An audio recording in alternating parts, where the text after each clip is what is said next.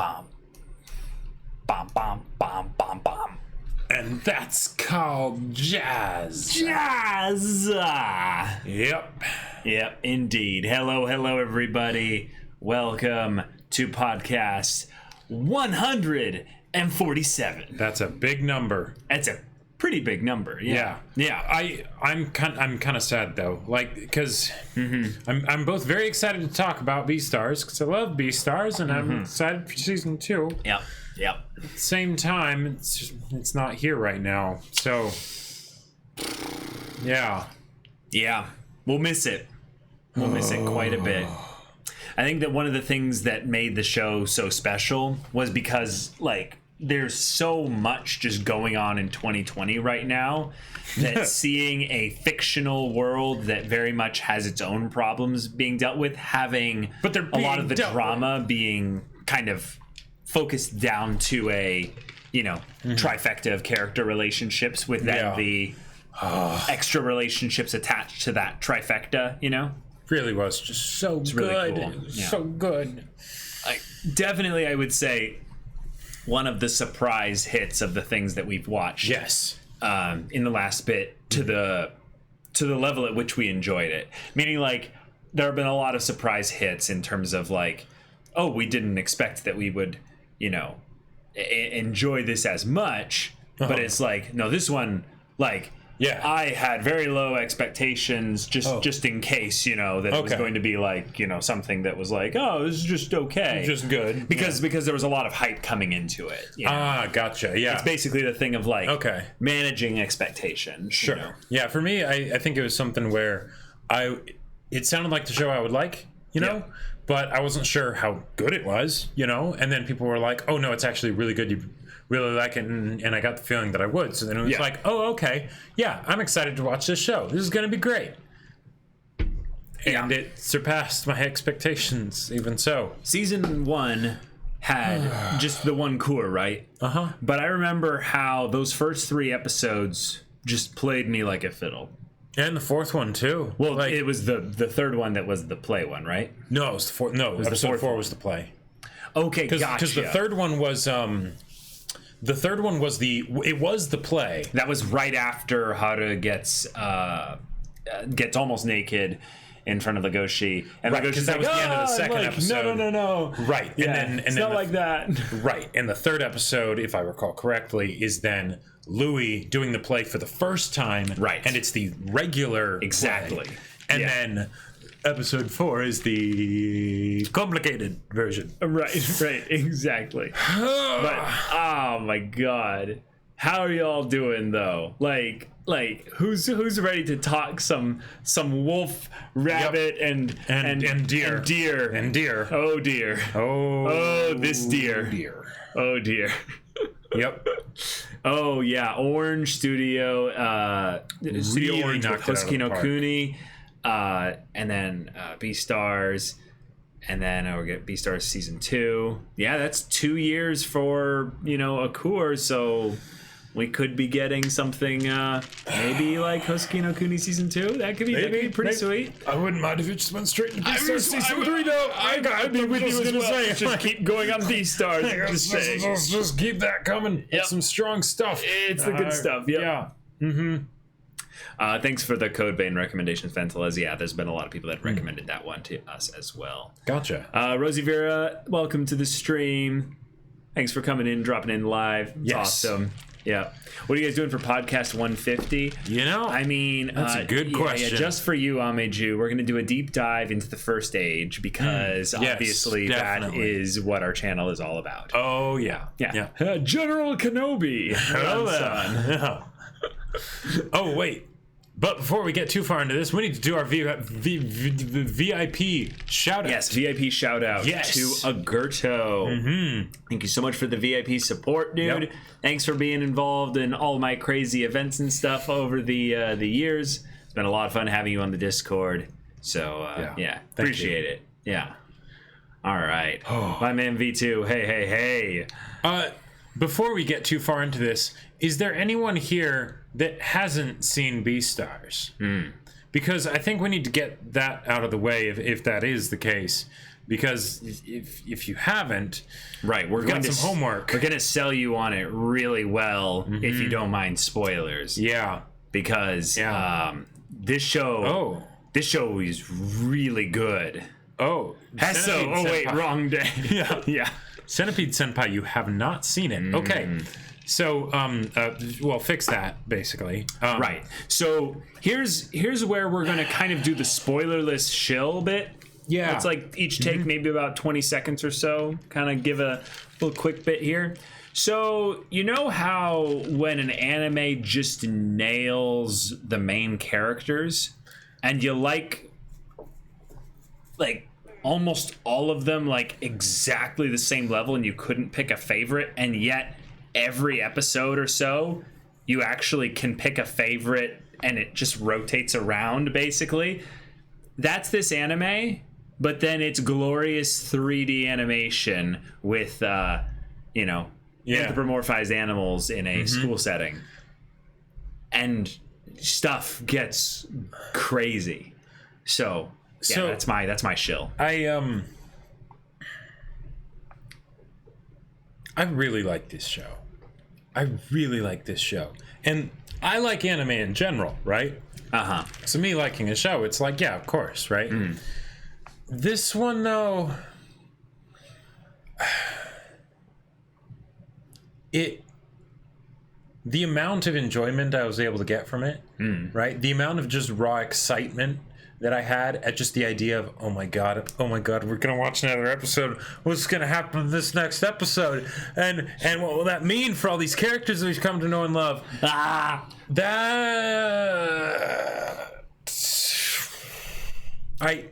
I don't want to tell you, like, overpromise, because it's its own kind of show, right?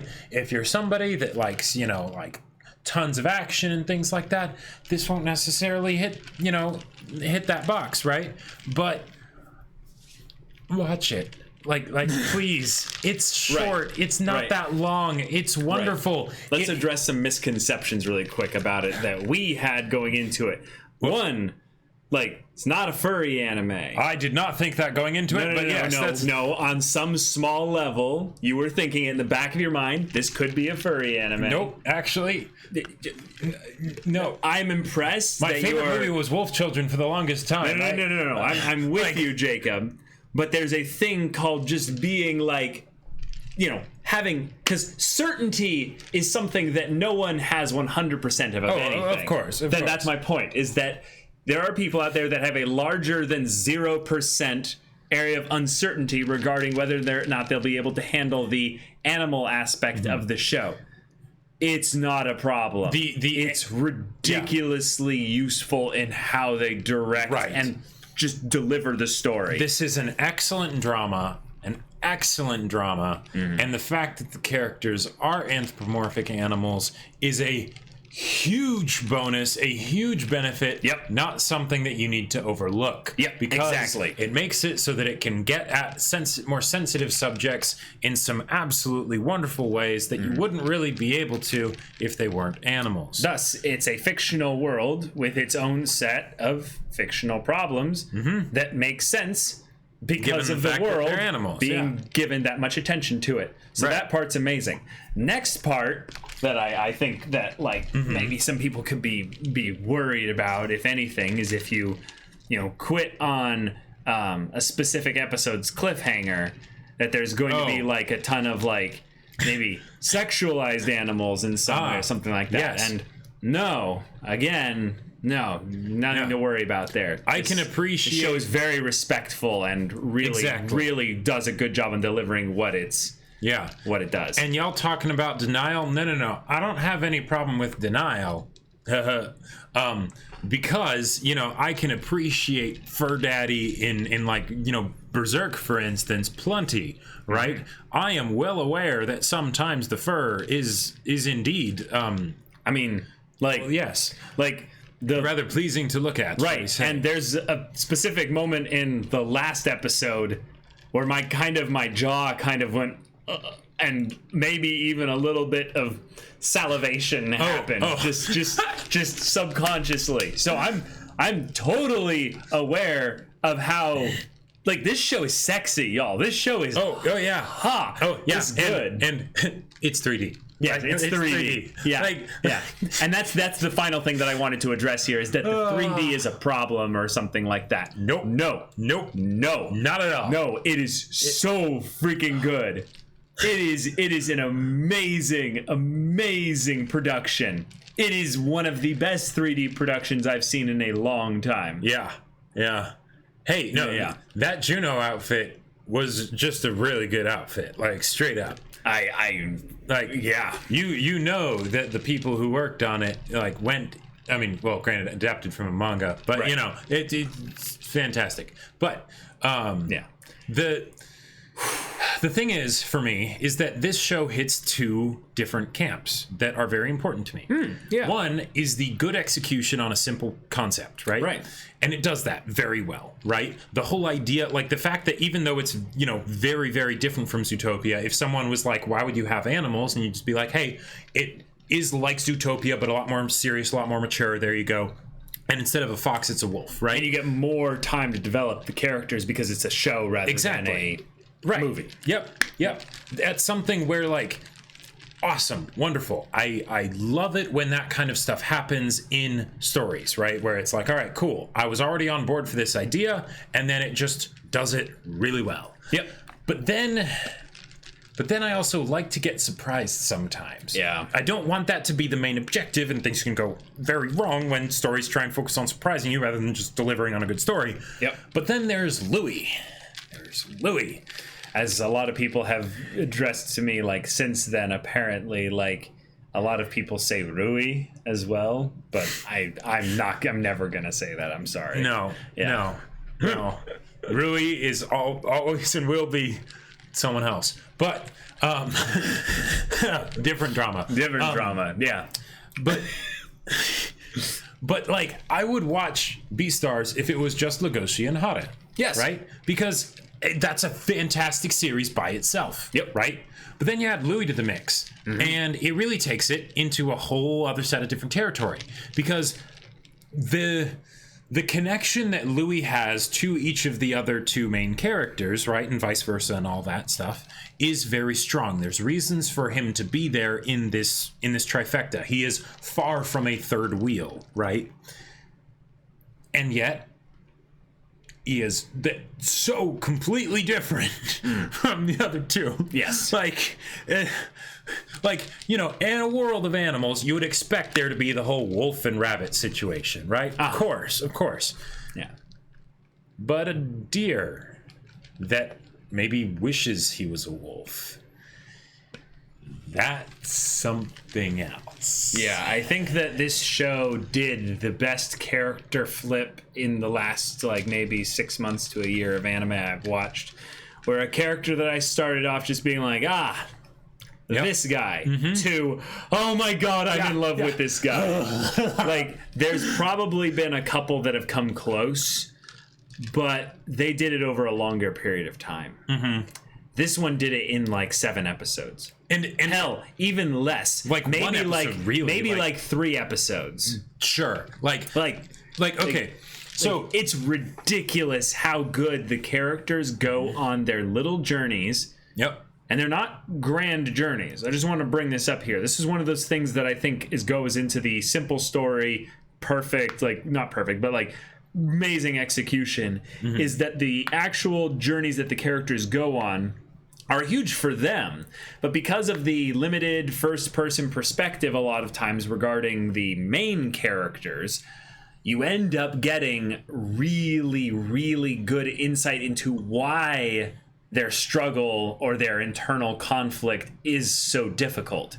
And then when they make little choices, little leaps and bounds forward, little adjustments are made, you cheer on with them because you know how much they're struggling in order to grow, and it's fantastic. Yeah. There a lot of the times when characters are set up to be unlikable and like overly unlikable at the beginning, it bothers me, not because they're unlikable, but because usually I feel like The show's trying too hard. the show's trying too hard. It's breaking and then- immersion. In Right, some it way. breaks immersion, and it's something that doesn't hold up on rewatch. Yep. Right, where when you get that, because usually it's not actually a growth of the character, because that would take too long, right? Right. Which is unfortunate. It's the show intentionally misdirecting you for the sake of drama. Right, and then you get Yep. sort of a realization of an added perspective, and Right. new perspective in a show like this, that is very important, right? Yep. That's good. That fits into what it's the themes and the story that it's giving to you. Yep. But with Louis, Like he's almost the perfect execution of that. right, because He just did it when we would usually Yep. not like that. right, because I hated him so much, like in the first episode, so much. Because they get you so quickly to empathize with Legoshi. Yeah. So when he grabs Legoshi's tail for the first time, you literally want to sock this and deer he starts across like the face. like inspecting his jaw and stuff. Yeah. Like he's something for sale. It's like, Yeah. no, I will eat you. Like, I will cook you up and eat you. But then immediately in the second episode, you get a different perspective, and you're like, oh shoot. Okay, Wait a minute. he still has problems. He still has issues, and he's still kind of messed up. But damn it, I can't just relegate him to that little box. Right. And it's brilliant because I think the story is all about that.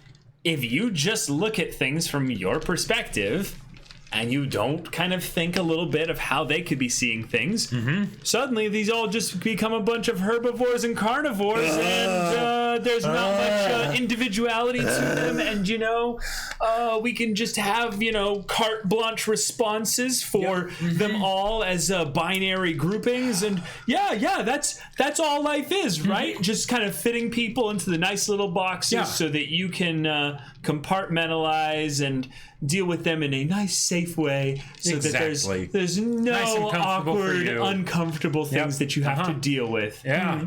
Wouldn't it be wonderful? Practically utopia. And the Indeed. show just takes a big drill and just tears down the foundation of that idea with just its main three characters.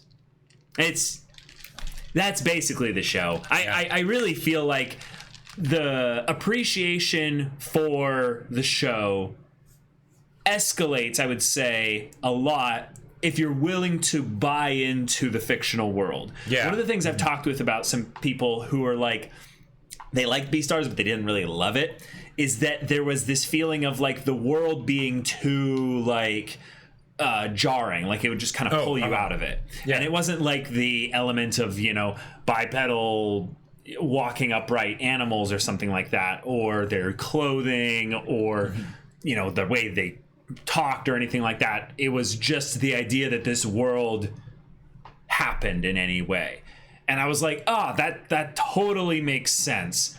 But because I think of the way it was presented and the way it almost feels like a theater drama production in the way that it even sets you up in the first episode.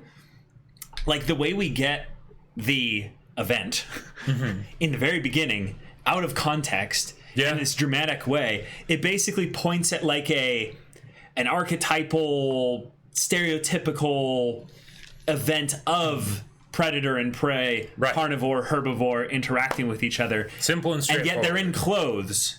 And they're, in a, kind of a place of civilization. And there's, internal dialogue going on. And you're like, whoa, okay. So, yeah, I heard, Zootopia, but anime and a little bit darker and stuff. But what's this? But what's this? Yeah. This is just a theater character study of a few people on different points on a spectrum here. It's really fascinating. Oh man, This is I think my new show that I want to get everyone to watch. Really? Yeah. And the thing is, it's not as easy of a show, I feel like, as something like A Place Further Than the Universe or Silent Voice, because But this is like that new flavor. it's that new flavor of where Gotcha. like there's that bit of evangelical zeal in me of like the world will not be right until More people have seen more Beastars. people have seen this, because I know that there will be reasons why they won't see it, right? Right. Oh, it's a furry show or something like that. Oh, it's 3D. You know, no, just watch it. Watch it. It's on Netflix. It's on Netflix. Please watch it. Okay, so I'm gonna read off some follows here real quick while we Yes. catch up to things. Peeps of Mongolia, Big Mock, The Half of Dark, Akira, W Recoil, Mint 084, Call Me Echo, Sir T Lover, Disc Lord. Thank you all so much for the follows. Bayanort with the tier 1 sub for 10 months. Thank you so much. Centipede Senpai with the 100 bits. Wait, so Welfin from Hunter x Hunter is in this show? Good one. I got the message.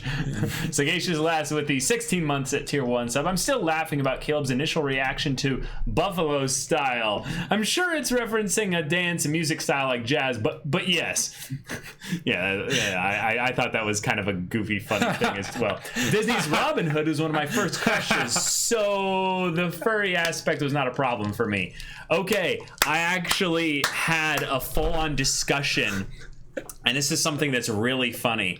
I had a full-on discussion with a grown adult mom, like 50 years old or something like that, in the presence of a couple of her daughters, like way back when, about how they intentionally tried to make Robin Hood attractive. Like he's just raw masculinity. It's just projecting much. No, totally Yeah. freaking hilarious, immature time in my life. I don't remember how young I was. I was really young. But I remember making up a point of like, oh no, I know why you guys, the girls were all like, isn't he just like, he's the best, right? I'm like, no, you're right. I understand why you think that. The movie was made to be like that. Wait, were you making that point, or was the mom I was making that point. Oh, I the thought mom was just incredulous, sitting there watching me defend her daughter's obsession with an animal main character.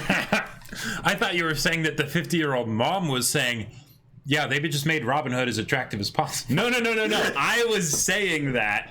They were like, yeah, I mean, yeah. And she was just in the background, like, kind of listening, just being like, what is wrong with these children?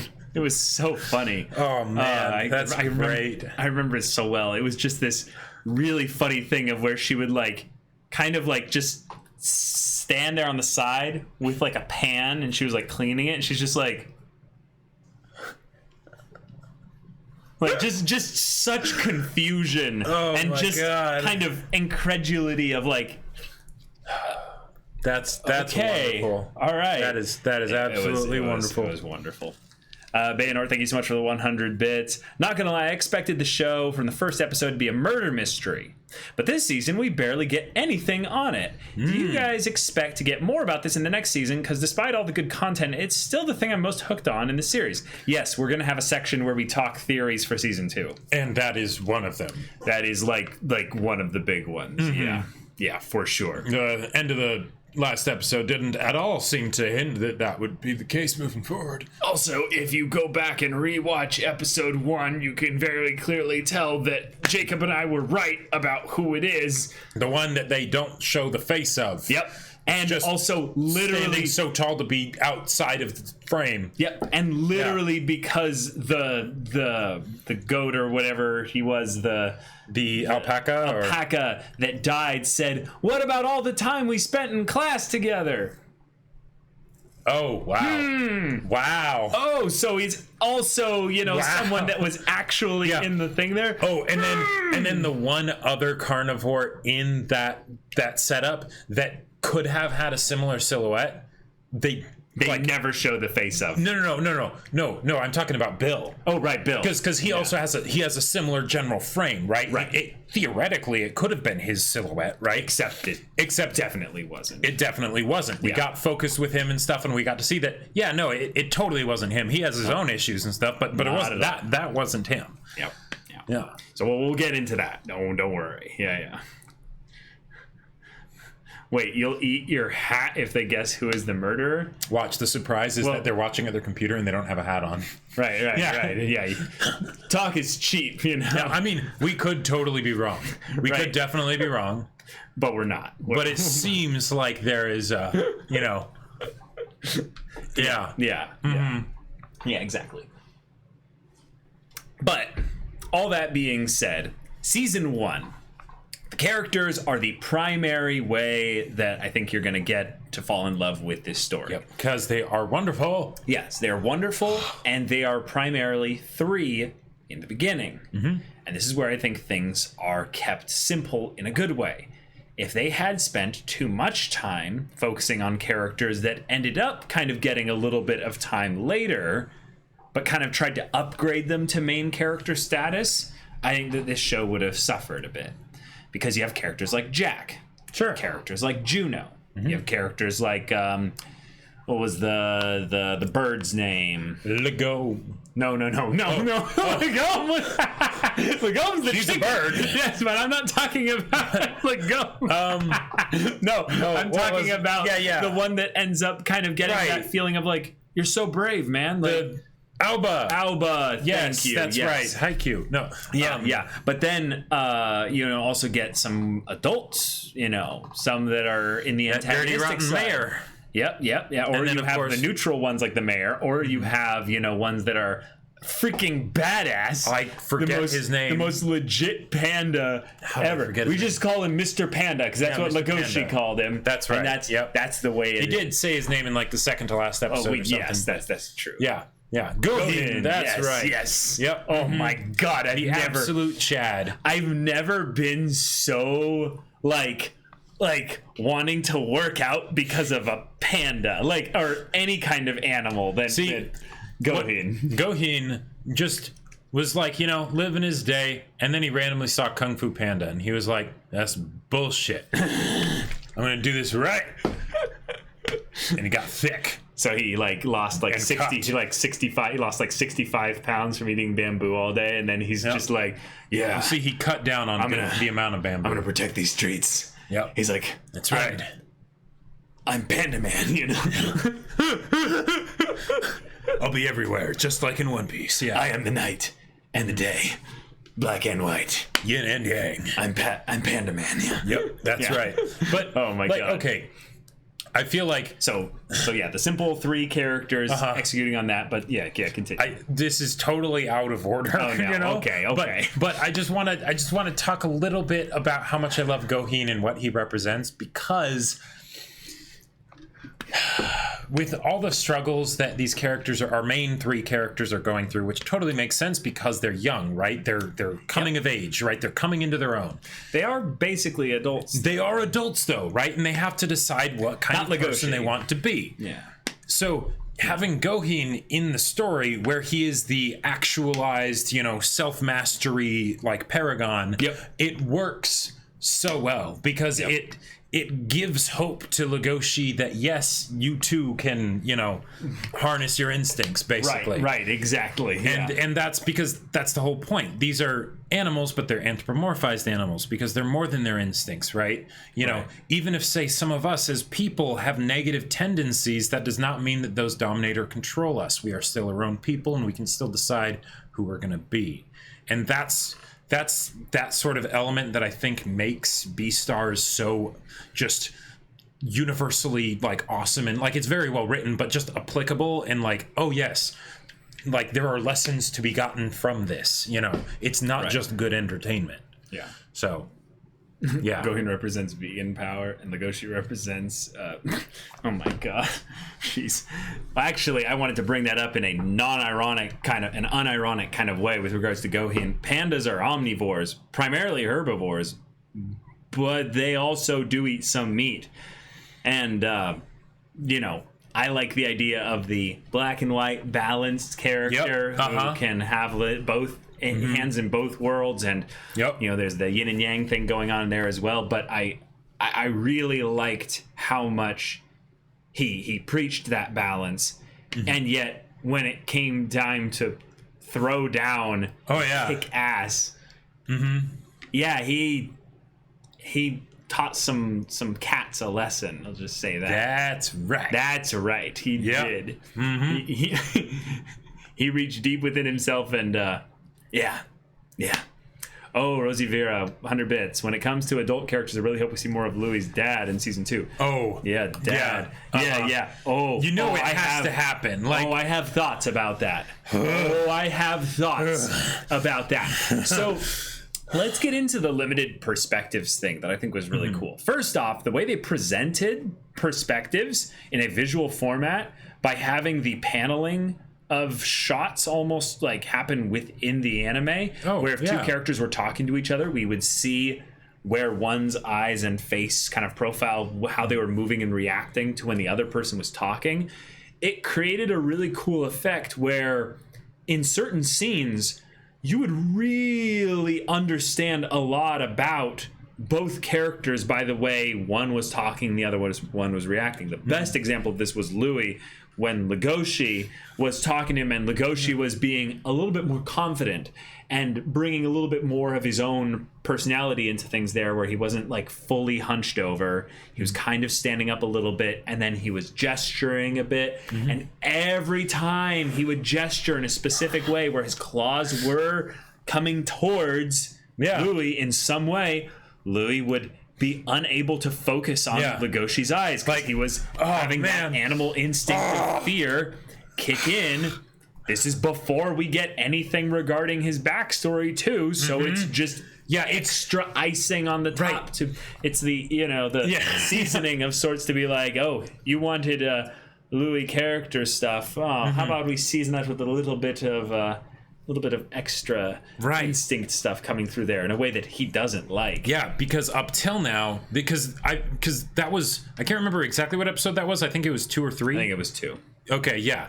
And that's something where it's also helping to maybe 3. Contrast maybe 3. The initial perspective that we got of him of being a messed up, screwed up, person that like what we saw in the first episode, right? Yeah. And then we see this other side to it, and it's like, oh, you make sense. It's not malicious, or maybe there's a little bit of there's definitely there's some maliciousness in there, but some maliciousness, but there's so much more. Like and it's I think that when you watch the show, the part that as a progression I feel like is really, really natural is that you're still getting introduced to the characters and their dynamic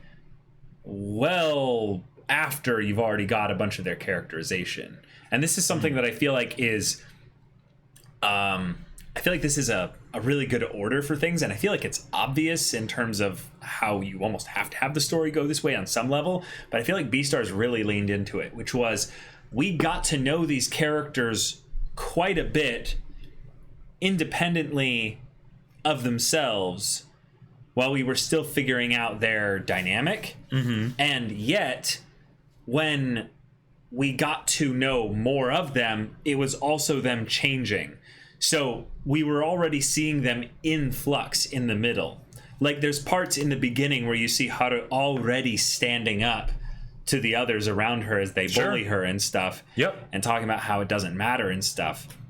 Yet we have a very clear, violent scene that was that nearly went horribly wrong, that contradicts a lot of the spine that she seems to have in those other bits there, because it's so dramatic in how powerless she was in that state. So I feel like the show really does a good job of giving us the dynamic of these characters little bit by little bit, while really leaning into that characterization nice and early. Yeah, it's a lot of the times in stories I feel like really it's more suited to, just because of how the story's set up or whatever, all kinds of factors, it's really more geared to just having one main character, maybe 2 main characters. And 2 main characters is usually where I think the sweet spot ends up being, because when you go past that, it's really hard to have all of the characters feel like core characters, right? With 2 characters, especially in like romance and things like that, it's a lot easier. But Beastars did 3, and that's that's triple the interactions, right? Because then it's not just the two characters interacting, but it's Louis and Haru, Louis and Legoshi and Haru. Like there's so much that the show is just able to get into just through those three characters, and we didn't this is a one course show. It's not like we got a ton of time with them. Like it's still a lot more than you would for a film or something, right? But CC 3112 100 bits. Thank you so much. I like Beastars a lot. The reason why people might dislike it turned out to be really fun.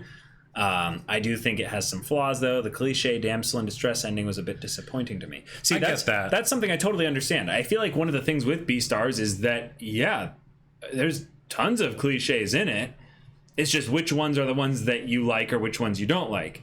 I think that in some ways, this is the thing that I keep coming back to with as I'm watching more and more anime, is I actually don't care really as much about the ambition in the storytelling as much. It's all about the execution. Like when I see stories that have something familiar in them or something that I've seen a lot in other things, it doesn't seem to bother me as much as it used to, because I don't put as much value on originality. Like it has to be extremely original in order to feel like I have to this is different, because there's so many iterations and combinations on things that it more just feels familiar to me rather than it actually being something that I've seen before. And then if there's any good level of execution on the thing, even if it's not super original, that takes it to so many new places, because then I can actually look at the details and treat them seriously. There's a lot of stories out there where you can see something that isn't very ambitious in terms of the storytelling, plotting, or writing, but because the execution is done pretty well, you can look at a lot of the individual pieces of it and go, oh, that's actually something that was placed there intentionally. That wasn't just a lazy decision made to usher the characters down a specific path. I mean, it could have been, but I don't have to look at it that way, I guess. Well, and for me, because I totally get what you mean of this went to kidnapping route. Like I didn't expect that. Like I did not expect that to happen, right? Yeah. But I feel like in the case with Legoshi specifically, he needed to have a point where him being a carnivore, him being a wolf was a positive thing. Whether that was to save Haru or not, right? Even in a situation like when the power went out, right? And the carnivores all stood around the other students, right? That's an example where it was able to be that. Yeah. And this was just a more dramatic, personal way of having that happen. Yeah. And thankfully that wasn't if that had been the end of it, like if him rescuing her and all that had been all that happened, I probably would have felt a lot more negative about it. But the fact that we got that whole episode afterwards, where it's okay, that happened and that was a scary thing, right? But now let's talk about where we're at now. Something separate. Right. I think one of the ways you can tell that the part, if anything, that was contrived about it is that the setup for it is something that seems to be tied to something else entirely. Meaning that the way it could have been done, it could have been completely different. Like it could have been 100% different. Right. It was fairly arbitrary that it was just Haru was out by herself and then got grabbed, as opposed to them specifically going through a dangerous part of town or something like that. Yeah. A lot of the things in even the rescue bit, you could definitely look at it and say, there should be a little bit more death involved here. Right, yeah. It should be a lot more difficult for Legoshi or something like that. Maybe it should have been made to be a mental thing when he starts hulking out or, Right. I think that part of the thing that the show definitely keeps away from specifically is that the world in how it works is one of those other things that you have to suspend your disbelief on a little bit in order to be able to enjoy, I would say, a small percentage of the kind of the culture that the school and the characters are living in and stuff. And as long as you're able to do that, I would say the cliches of those specific things become something where you're like, okay, that's the soap of the soap opera coming. Sure. In. There's an example that Jacob and I will basically say where you can hear the soap suds basically like in between characters' dialogue stuff. Like an example of this is when the struggle of characters interacting, like their plot conflict, if you will, is one that is completely determined by the plot rather than the characters' motivations. So you start to be like, we need a little bit more drama up in here. So let's rub that soap together and get things really nice and dramatic. And let's find a long lost family member. Exactly. And I would say that anime particularly does this all the time. This is something that I've just come to, I think, to accept a little bit with anime. The main one that it abuses with this a lot is backstories.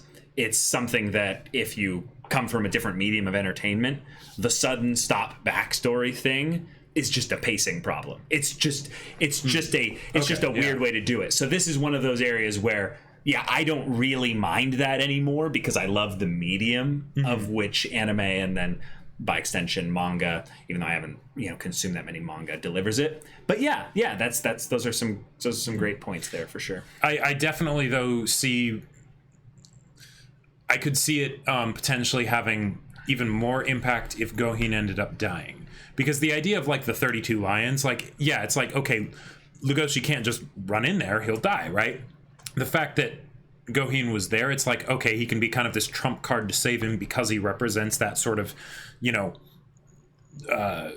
final state that Legoshi could end up being in. But the fact that none of them died was a bit like convenient. Right. So we have the story being rather simple. It's got the romance, it's got the drama, it's got the character determined motivation plot conflict. It then has the characters actually growing, changing, and evolving over the course of the entire show.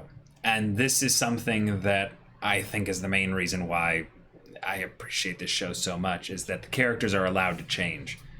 It's so cool to see Legoshi in episode 1 after having watched all of the show and being like, holy crap, you're a different person here entirely. Yep. And then going to watch episodes 3, episodes 5, episode 7, and realizing these are all different Legoshis. These are all slightly different. Yep. Like, that's something that I just think most stories don't want to spend their time doing.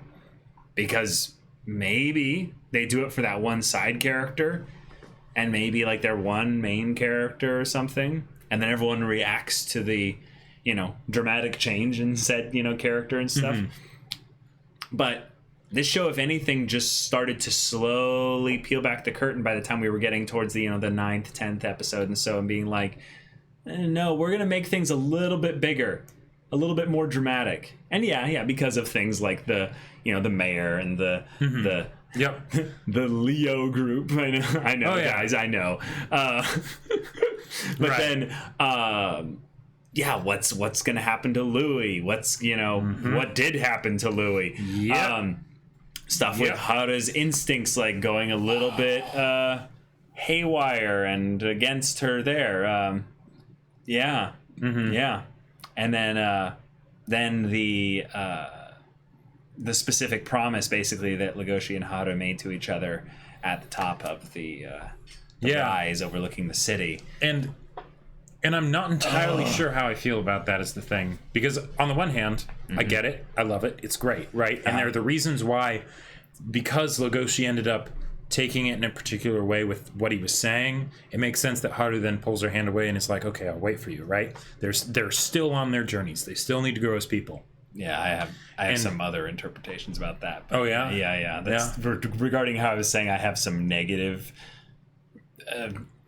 predictions regarding their relationship. Okay.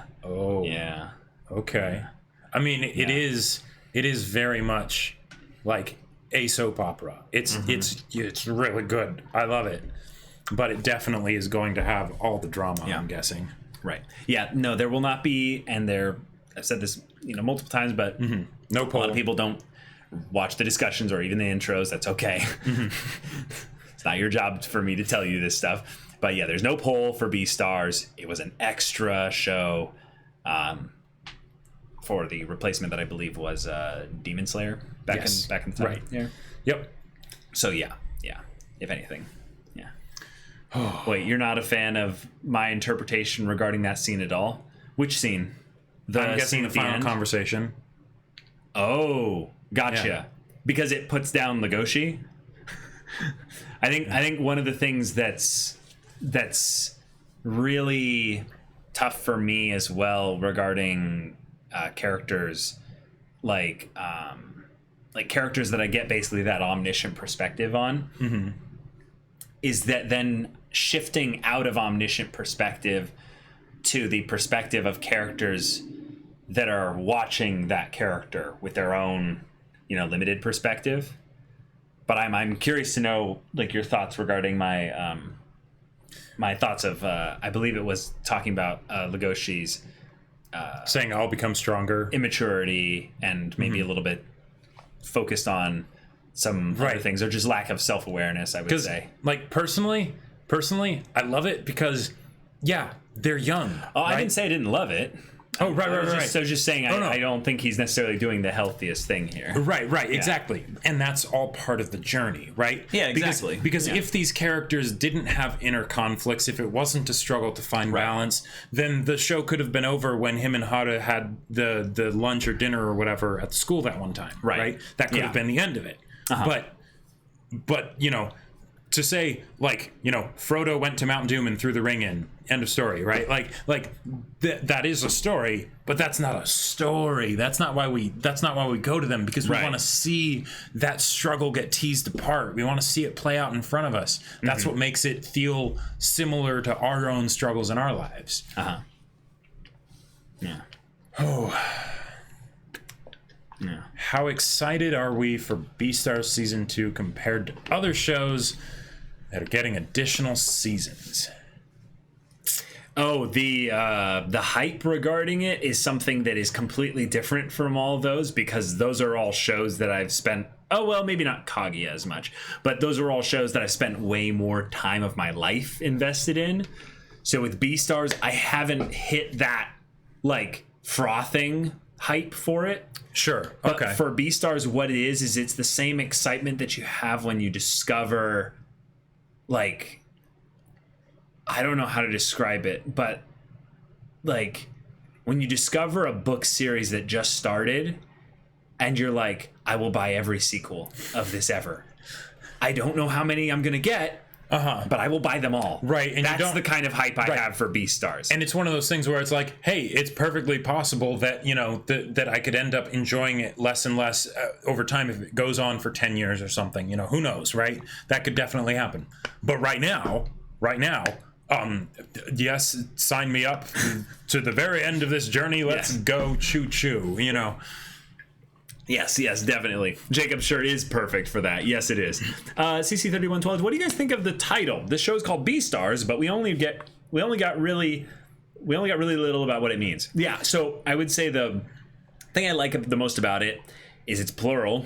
Yes. And then as we got to know a little bit about what being a Beastar means, it basically just tells us that all these characters are important.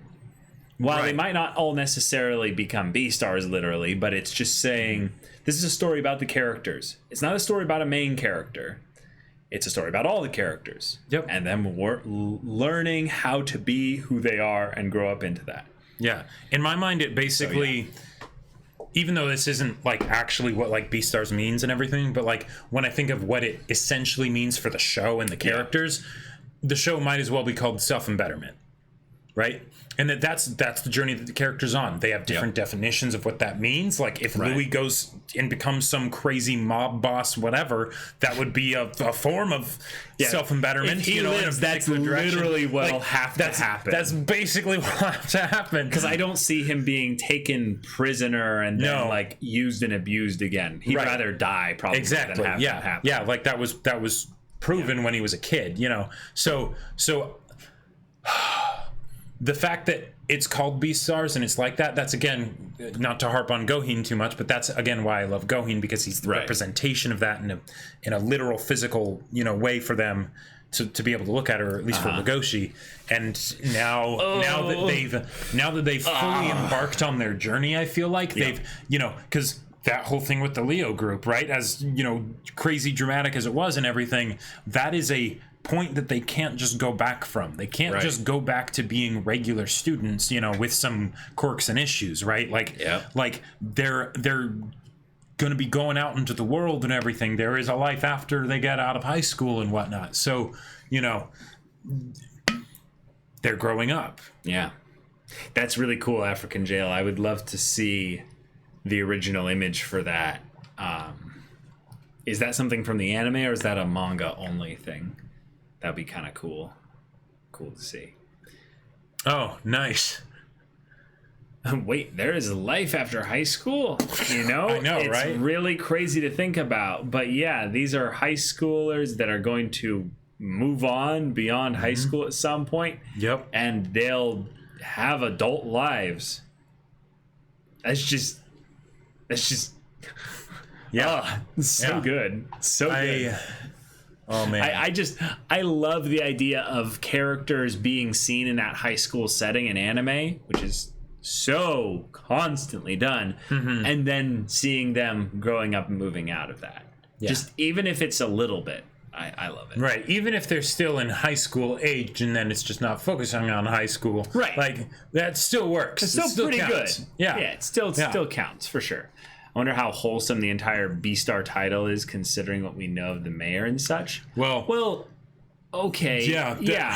There's a lot of corruption that could be surrounding it, and probably definitely surrounding it. But it's just the question of also, if someone is aspiring to be a Beastar, does that necessarily mean that they themselves are corrupt? Right. In the same way that you could see Louis and Juno letting the power and ambition that they have get to them and change who they are. Or at the very least force them to wear masks that they use to manipulate the people around them. And that's why the ending bit with Louis, like, because all the stuff with Haru and Legoshi from, you know, as a result of the Leo group, that was absolutely wonderful and I loved it so much.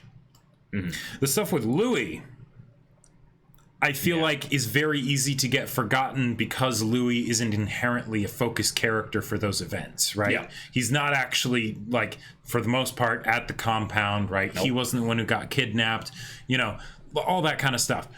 But then it's like, oh no, wait, what kind of a Beastar are you, right? Are you going to be the red ribbon cutting Beastar? Are you going to be something else? Are you going to be a Beastar to you or just to the people as some image, right? Yeah. And then what does it mean to be one or the other? Right. Yeah. Maybe it doesn't mean exactly what you think. Yeah. What does it mean when you're the one who's conflicted and not standing up for what you think is right, and then Legoshi, the one that no one would ever call the Beastar, comes up and challenges you over it? Yeah. You know? Like, it's good stuff. Like, I really think the number 3 is just perfect for main characters in general. I'm a really big fan of duo main character setups. They're actually something I think I prefer a little bit more than 3, because I think it's just, I've rarely seen 3 handled so well. It's usually more like 2 with comedic side character. Right. And that's unfortunate. But in this case here, I quickly fell in love in almost like a rapid sequence, all 3. It was special. Thank you so much for the 8 months of Twitch Prime, Centipede Senpai. Yes, thank you. One of the things I want to bring up that was mentioned way earlier in chat, but on the whole topic of 3s, because someone mentioned that, like, but isn't 3 kind of like the basic formula for, like, shonen in general? I would say yes, it is, but it's rarely done well, I feel like, or at least to the same degree that it was done in Beastars, because usually it's more of there's one main character and then there's the 2 main supporting characters. And it's more of like it's not really a triangle, it's more like an arrowhead, right? It's just it's just a this, right? They are attached to the main character and that's how it works, right? And that can still be really good. Right. That can still be really good. But even though Legoshi is definitely like the main character, he is the protagonist, he's the one that we get most of the, you know, first person perspective on and things like that. The story is about him. I can't say that Louis and Haru are really less of main characters. Like maybe like Hara didn't get as much focus in this first season. Maybe in some ways due to the kidnapping, actually. Sure. And I'm guessing that we're probably going to get a lot more focus with her in season 2, given how the end of the season was, right? With like her issues kind of getting opened up in front of her and her realizing, oh, I have things I need to work on and deal with, right? Because otherwise they will cause trouble, like they're already causing trouble. Yep. And then with Louis, I mean, results speak for itself. Louis was handled amazingly, and I feel like not just that they were handled well on their own, but how integrated they are and their journeys and everything. That's that's the real crux of it. As we get into the other characters, though, this is the part that I feel like the show is basically saying they can handle an ever-growing cast. Is we have Jack and Juno for one, as like the immediate ones that you think of, I would say.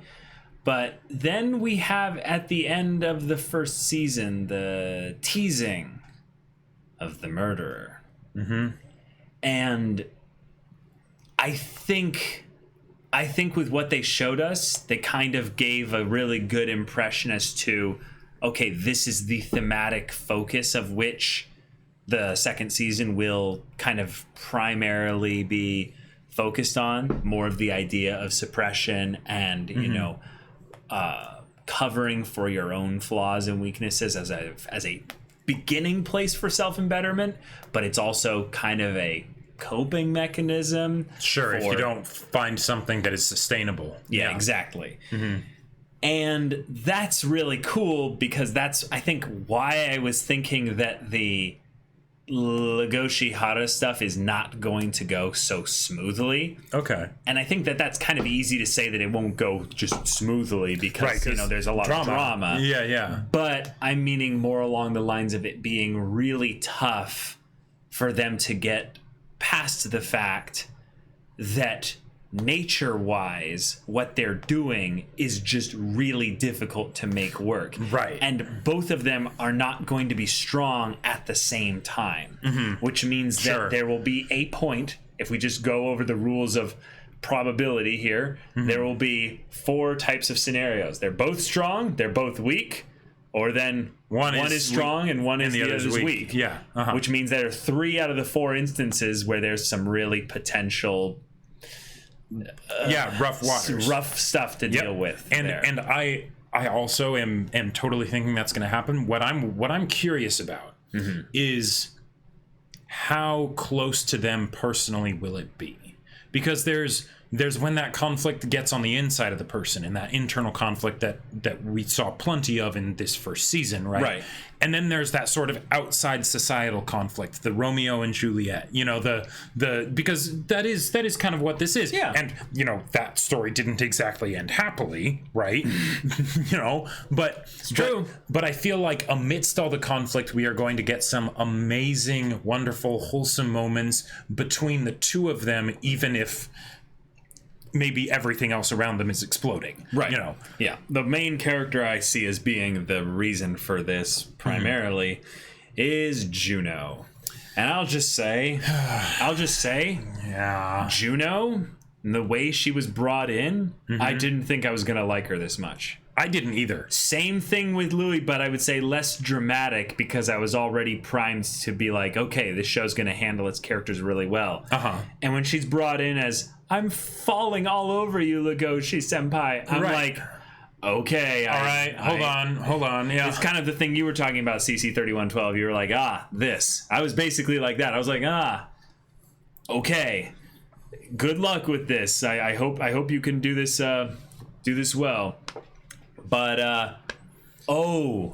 I'm so much a fan of the little Juno scenes that we got in like the last 2 episodes. Oh, yeah. Like the little scene on the stage where she's whispering to Legoshi and stuff. Yep. The little scene where she's setting things up to, you know, kind of be her taking Louis' place when they do the dance, you know, bit. Yeah. That was actually quite a bit earlier too. But if we get her as a bigger character force in terms of the, you know, the school's kind of goings on and stuff, I want them to keep introducing characters like her. Like, I am all for an ensemble cast. I think that in general this show doesn't need an ensemble cast. I am there as well. But I would say that if you wanted to have maybe 4 more main characters in total, like, which I would say is about That's a lot. I would say that's about actually probably what we're gonna get. Like, let's think about it here. You have Louis, Haru, and Legoshi. This is assuming Louis alive and doing things, Right? Which I'm just gonna go on the limb until we see a body. Yeah, he is head on a stake. Like, yeah, exactly. Yeah. He is literally like just he's either in the cocoon of the Count of Monte Cristo style, where he's where he's brewing in prison, metamorphosizing, or he's literally like Lelouching these guys. Oh yeah, like that's that's there is no in between for him. He just killed their boss. Yeah, like, exactly.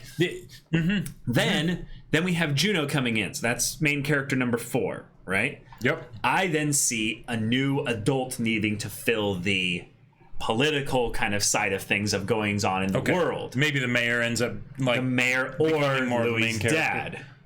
Yeah, no, okay. Louis' dad is definitely happening. Then the next one specifically is going to be the murderer. Do you think he's gonna stay a main character? Like, I think so. Okay, I think so. Because I think what we're gonna do is once we actually get to know them, we're gonna empathize with them. Yeah, it's the same thing that they've done with Louis and Juno. Because why make it black and white? Make there be grays and all. Yeah, make it be complicated. Like, and that's why like. We're already at 6 characters at that point, Jacob. So that's true. So that's true. Saying, yeah, you'd only need 2 more at that point. Or 1 more. Oh, right, because you're counting Juno as one of the 4. I'm counting Juno as by time we get into season 2, she will be a main character. Right, because she's definitely a character. She's a candidate for Beastar, right. Attention at this point. Okay. Yeah. All right, I can see that. She's literally the only character other than Louis that is like she's making the moves towards it. Yeah. Like, oh man. Yeah. Oh, sorry. I don't think the stream was cutting off. We have 0 dropped frames at this point. So yeah, maybe just refresh your browser or downgrade the video quality or something. But okay. Oh yeah, you love the scene with Juno and Louis too.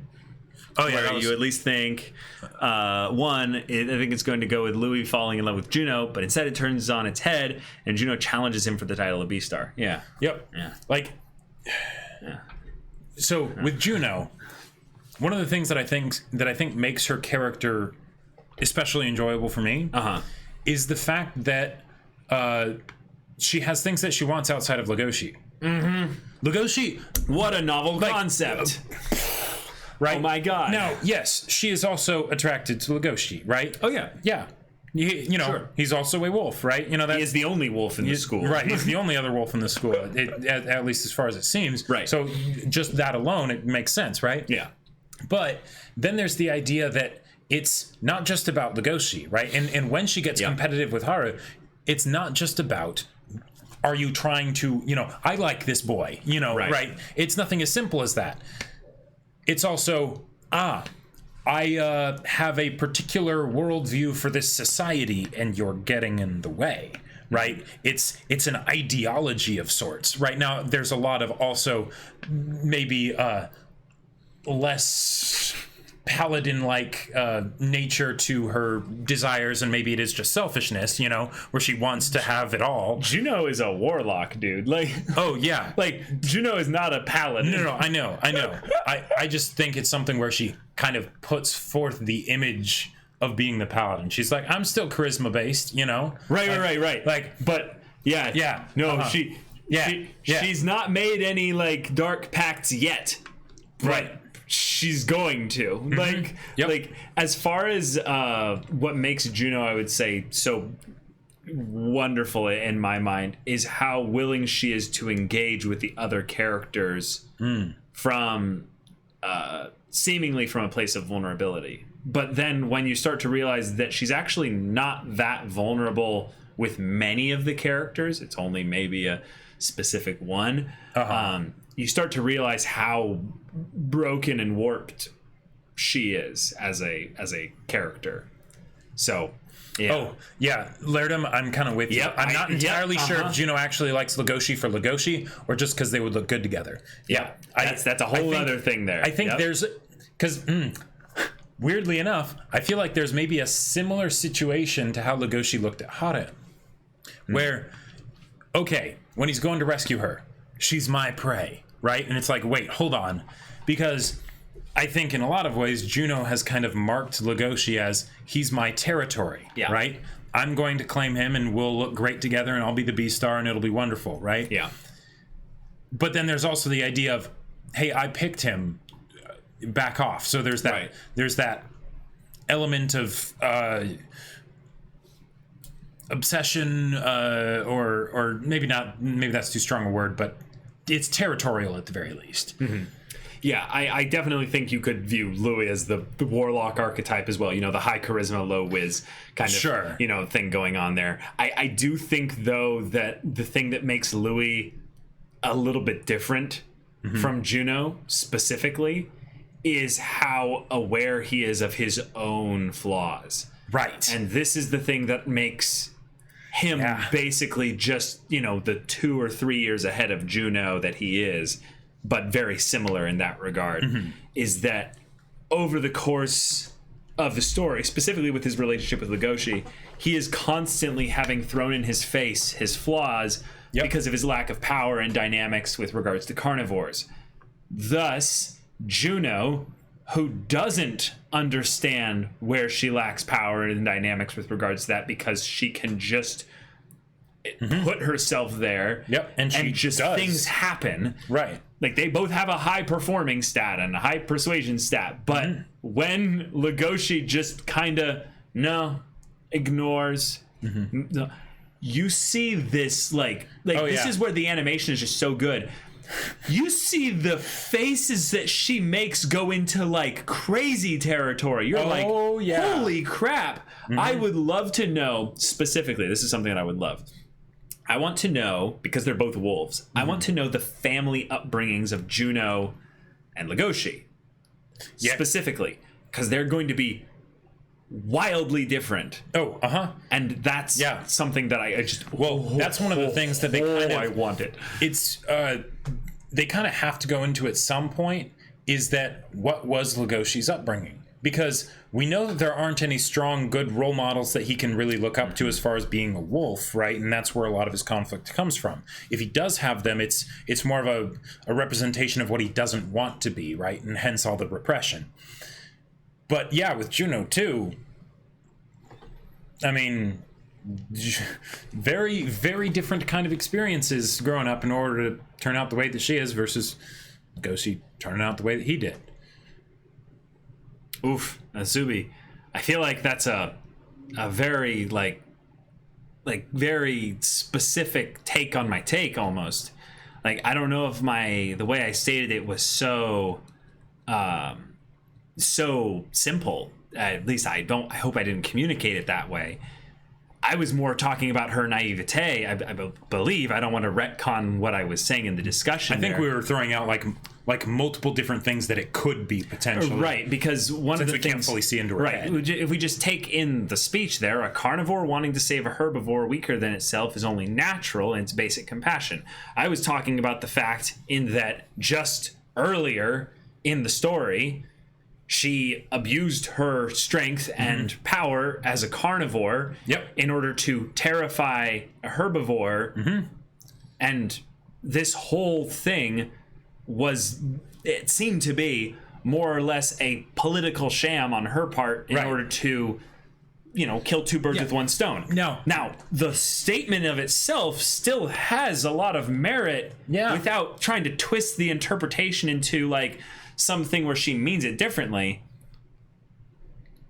I completely disregarded it. I mean, I'm not gonna because Juno also completely disregarded it when it benefited her. Right. Now, that doesn't mean that she doesn't also believe it. Yeah, exactly. But that just means it doesn't necessarily go as deep as she would make people think. Right. It's possible for someone to delude themselves into believing something by saying that they believe, like, it's like saying, "Hey, I believe this, but my actions belie something else. Selective data. You just sort of ignore the things that you sort of would otherwise recognize yourself to that's contrary. Exactly. And even how I could be in this instance here, where I'm not really remembering having so bad of a take necessarily, where I'm like, wait, did I really just say it was just that? And I think that's the thing. It's in the, is it just that, or did I mention that she could want, subconsciously control over herbivores? Right, because it's... I think that she totally wants that when it benefits her. Right. I think it's very easy for people, not just in like the show or whatever, but for people in general to think I can do it right. Yeah. Yeah, exactly. Thank you. Yeah, Pyrus, that's what I'm trying to get at, is the idea that we can oftentimes get really focused on how much we are right about something. I do this all the time within theories and discussions and stuff, where I'll be like, because I'm right about this here, I'm going to make a judgment call based on the things that based on the things that I believe there. So I say something that then I use my own belief in that I'm right to back up the thing that I said.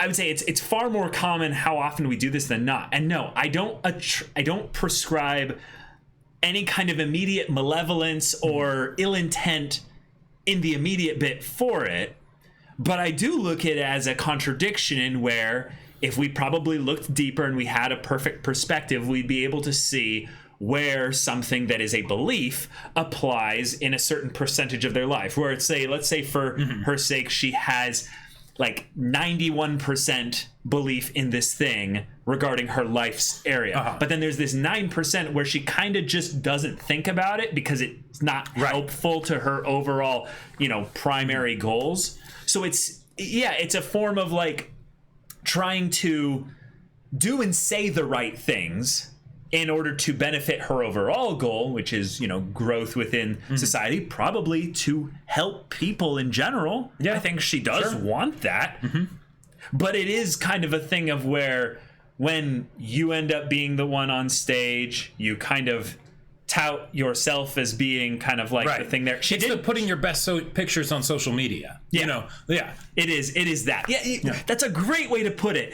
This is something that people have so gotten sick of that they do the opposite to try and be like, hey, look, I'm normal. Hashtag transparency, no filter, or whatever. All that kind of things. It's the thing of where we end up being so involved with our own projection of how amazing we are that we end up being like, oh no, I'm looking too fake, so I'm going to intentionally project out an image of realness so that people don't. And I don't know. I feel like it's a thing of where, because she's the youngest character in the show, they're using her as the naive one with a lot of power behind her. Right.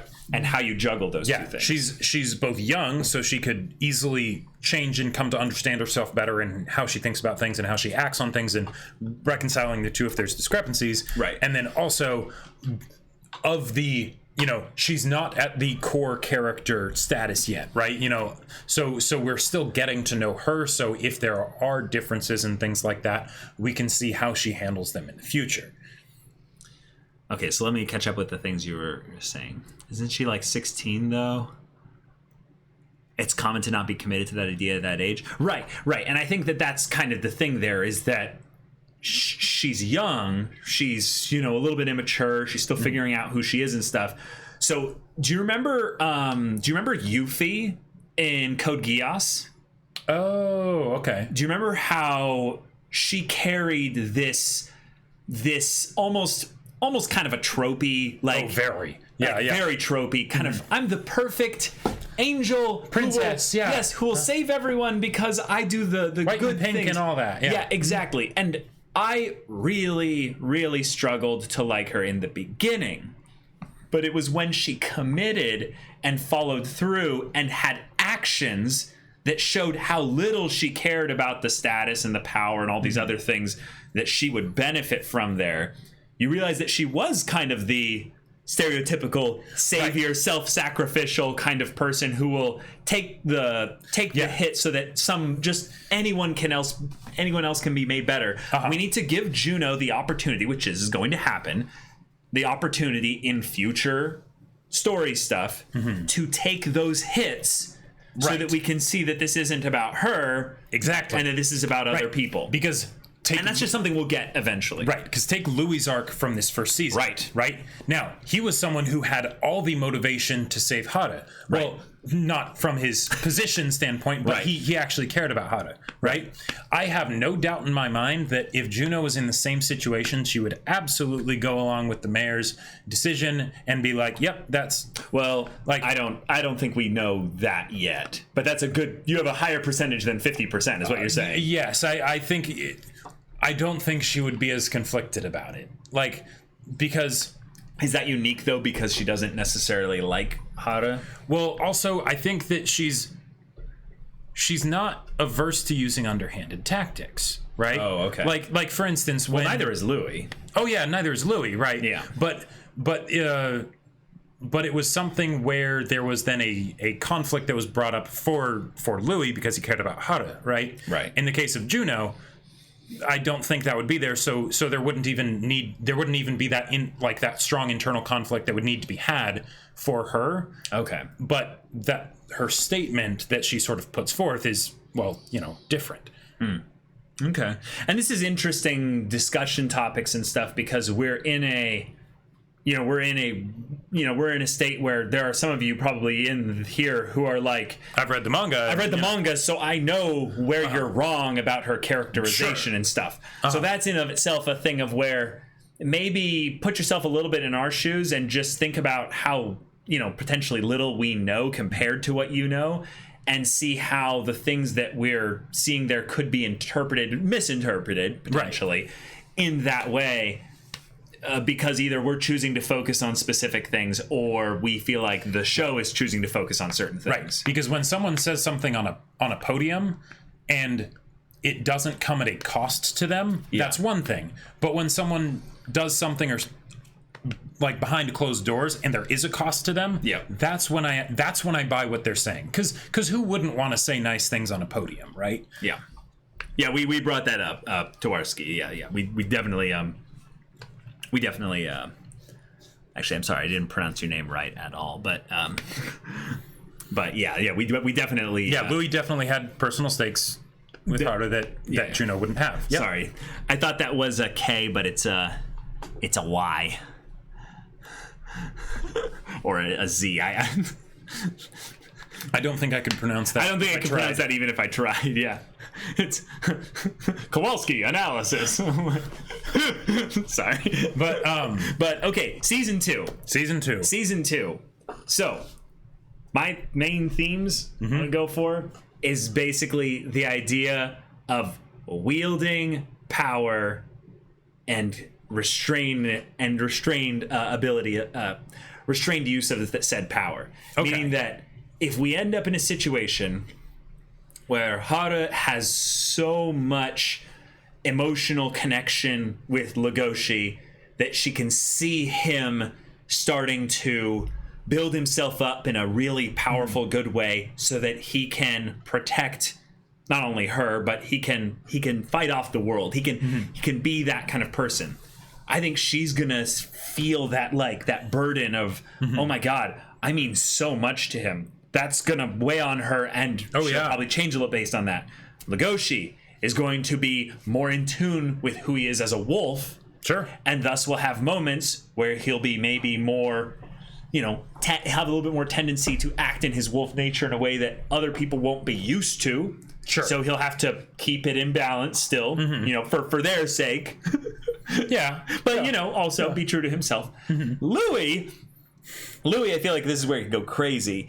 If he is in jail, if he's like going to go back into captivity of some way, and he starts like deconstructing himself and going back to his base nature, or just reconstructing himself into something else because of the hardship of all this, that could be crazy. The fact that he gave that laugh as his final goodbye to us in season 1, I love that as his potential future, or the one that you particularly like, which is he just takes over. Like, he just full on, like, becomes their boss and everything. Like, that would be cool too, but then again, he suddenly he would have all this power, and it's like I mean, what do you do with that? Right, but at the same time, when his dad came to pick him up in his backstory, you know, the deer showed up, and all the carnivores were like, "Whoa, sir, whoa, you're here. What are you doing here?" Like, I feel like this is also potentially a step in that direction of Louis kind of building his own independent power base. Because if he's going to be the heir of someone as powerful as that, he needs to be able to do that on his own as well. Human Wolf Lover, thank you so much for the 300 bits. I started Beastars because of you guys, and it became my favorite series of all time. Wow. Read all the manga in 2 days. Oh my god. I think the strength of this series are the characters. Relatable, but unpredictable at the same time. Love your discussions, reactions. So hyped for your season 2 reaction. Awesome, dude. That's fantastic. Yeah. Human Wolf Lover. There you go. That's fantastic. Thank you so much for the bits. That is one of my favorite things to ever hear, is like, you got me into this show, and now I love it. And now it's like my favorite. Like that. Right. That is right. We love seeing people get into anime. But what I really love is seeing people get into anime more than me. Like, being like, oh yeah, you know that anime that you like, that you think is really cool? Well, it's my favorite one of all time. I'm like, oh, that's awesome. Please, like, tell me. Like, I want to hear why. I want you to go into it. Shill it back to me. Let's create this, like, feedback loop, and just, oh, it's so good. Power. It would only take a buff panda and wolf boy for him to lose it all. Oh my god. So that's the thing. That's the thing. If there was a shift in power, though, maybe the organization would change and wouldn't be so weak, in that it would be able to be dismantled, or at the very least humiliated, by a wolf boy and a panda man. Well, and also, someone did point out to us that apparently that was one of the most censored parts from the adaptation, and that apparently Goheen originally had a machine gun. Wait, what? Yeah. Wait, what? Yeah. In the manga, he has a machine gun? He has a machine gun. So I believe that a lot more than a bamboo crossbow. You know? Okay. Like, of just... What? And he just is killing them? I guess. So, oh my god! So, you know, we were robbed indeed, Anthony. Holy crap! Yeah. Wait. Yeah. So the two main issues I had with the raid, basically, is that Legoshi does, like, nothing violent and doesn't get really that hurt by it, like that hurt. Yeah. Then, if Panda Man comes in with a machine gun, that means they had guns probably too. Right, because then it was a freaking shootout where it was like, next room, clear, boom. Right. Well, and that's why that's ridiculous. That's why I love the idea, even though the way it went, I'm very happy with how it went, of, you know, Legoshi just sneaking in and getting Hara, and then, like, Alba just, you know, being at a window and go, get her out of here. Gotcha. Good message here. For me, I saw that Juno used it as an opportunity to make carnivores look better, since they are under a lot of prejudice lately in the story. For example, Juno getting bullied in school simply for being a carnivore due to the devouring incidents happening. Being simultaneously an opportunity to grab Legoshi's attentions and give another shot, too, doesn't lessen the value of the former in my estimation. By the way, not a manga reader. Cool. Gotcha. Awesome. I think that you're bringing up the idea of how this is all set during the time where there was a recent murder by carnivores, and carnivores are being looked at in a really negative light. Tells us why she kind of started now.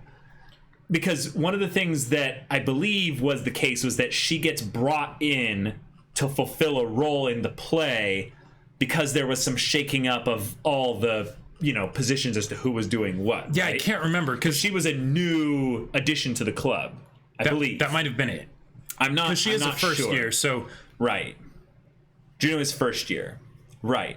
But when she joins the club, maybe she joined after the play specifically, or no?